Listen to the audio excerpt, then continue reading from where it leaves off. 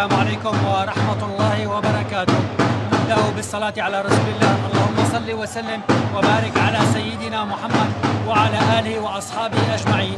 فئة الرجال لموسم 2023-2024 في المباراة التي تجمع ناديا سراقب الذي يريها نقاطا 3 للهرب من شبح الهبوط لمصاف أندية الدرجة الثانية، ونادي الجهاد باتابو الذي يتمسك ببصيص الأمل للبقاء بين الكبار. سنبدأ معكم البث قبل قليل. طبعا هذه طبعا مرمى محمد الخطيب رقم 22، عبد الله الصالح رقم 3، الحكم المساعد الثاني الكابتن أحمد الزين، الحكم الرابع أحمد حاج طه على التنفيذ، أو محمد عمر يلعب كرة ولكن هو المدرب محمد الملكي، الكابتن مدرب نادي الجهاد محمد الملكي. طبعا فوز كان على نادي سراقب بالتغيب، وايضا فوز على نادي كلي في لقاء الذهاب، فيما تعادل بلقاءين وخسر في 13 مباراة. كرة من جديد للسرديني داخل منطقة الجزاء، السرديني بسدد كرة، يا الله يا الله يا الله، محمد سرديني يقص شريط أولى الأهداف لنادي الجهاد في الدقيقة 18 تماما. هدف لمحمد سرديني وهو مباغت لدفاعات نادي سراقب، وبالتالي من غفلة يستفيد محمد سرديني من غفلة المدافعين ويسجل أولى الأهداف لنادي الجهاد في الدقيقة 18، وبالتالي محمد سرديني من يقص شريط أولى الأهداف لنادي الجهاد، وبالتالي أولى الكرات الخطرة، وهو يعني أول دخول كان للسرديني داخل الصندوق، وأولى الكرات الخطرة لنادي الجهاد والتي أتت كما يقال بأكلها، وأولى الأهداف لنادي الجهاد في الدقيقة 18 وبتوقيع محمد سرديني وبغفلة من دفاعات نادي سراقب، وبالتالي يتقدم نادي. التسديدة كانت من اللاعب أحمد جوني.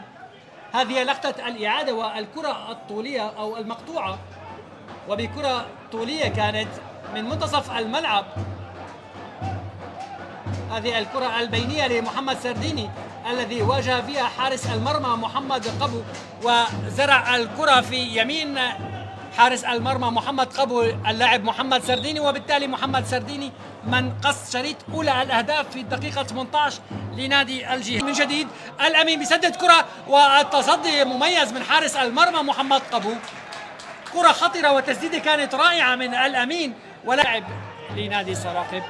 في مشكلة ما يعني بتخريج الكرة من الحالة الدفاعية لنادي سراقب، وبالتالي مع هذه الكرة يعلن حكم الساحة بشار أبو بكر نهاية الشوط الأول من لقاء نادي الجهاد وسراقب، وبتقدم نادي الجهاد بهدف مقابل لا شيء.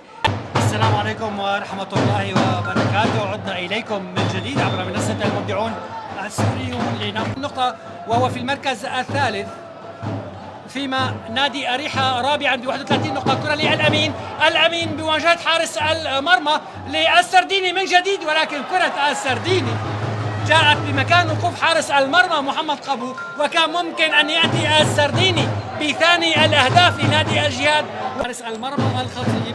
هذه لقطة الإعادة والانفرادة المميزة للاعب محمد أمين ومواجهة حارس المرمى، لعب كرة بينية للسرديني، ولكن كرة السرديني كانت بمكان وقوف حارس المرمى محمد قبو.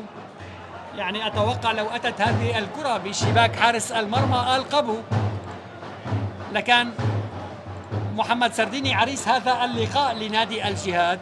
دفاعات حاضرة من جديد، تعود الكرة لأبو حلب عبد الله الخطيب، وهو اللقب المحبب لعبد الله الخطيب أبو حلب.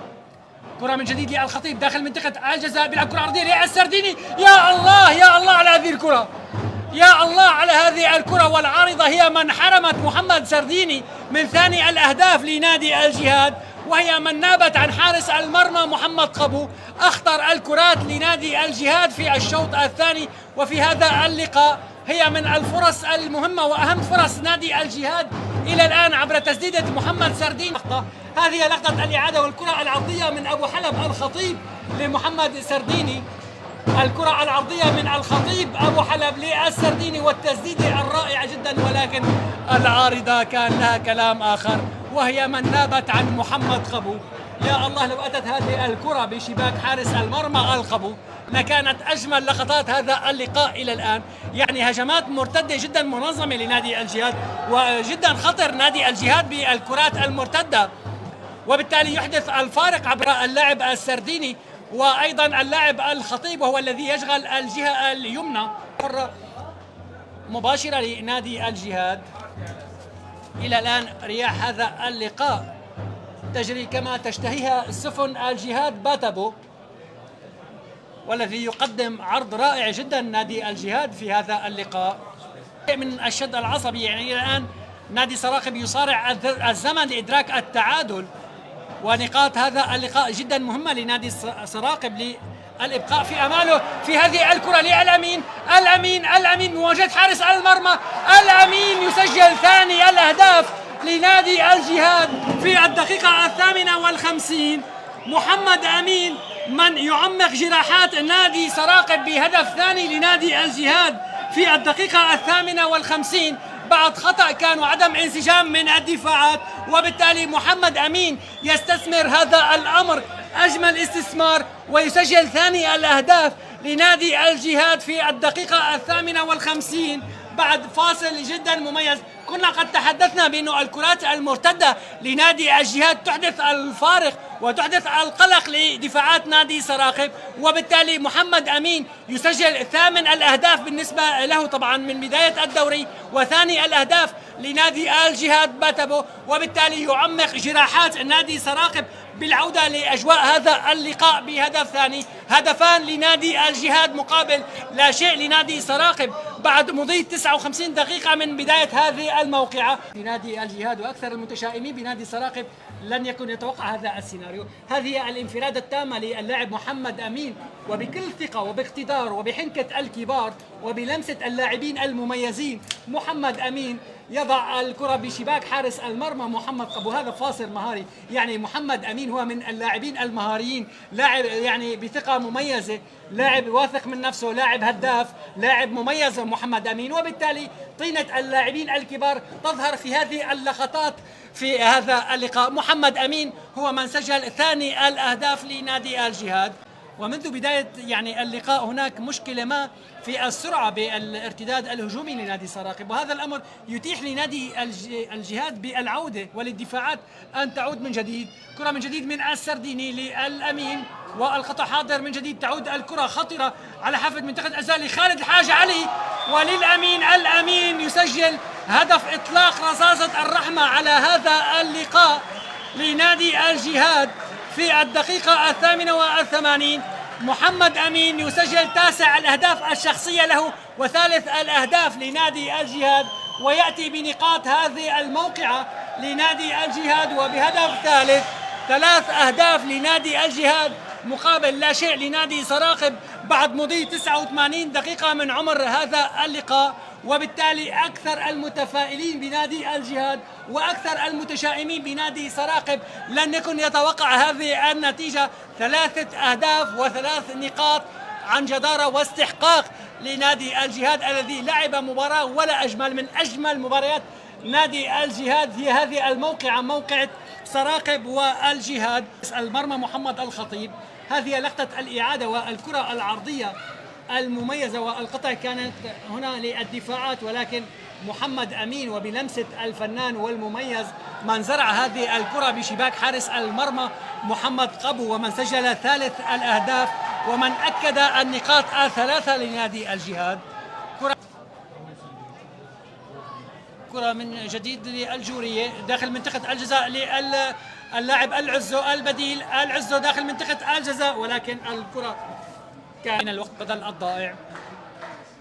كرة للعزو، العزو من جديد داخل منطقة الجزاء، والتسديد كانت خطرة ولكن الدفاعات حاضرة. صالح جورية يسدد الكرة، وحارس المرمى محمد الخطيب يتصدى بطريقة ما بهذه الكرة.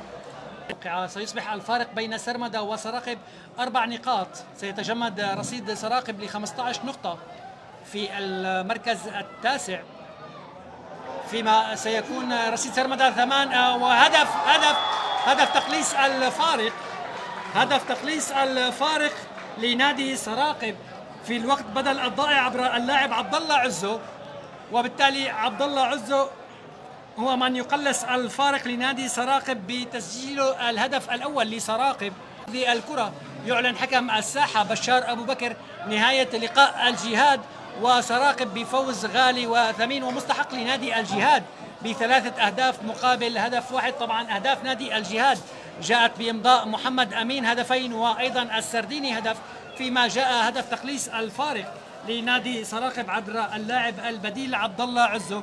وبالتالي طبعا نادي سراقب تجمد رصيده ل 15 نقطة وفي المركز التاسع، فيما نادي الجهاد أصبح طبعا بقي في المركز 12 وبرصيده 11 نقطة.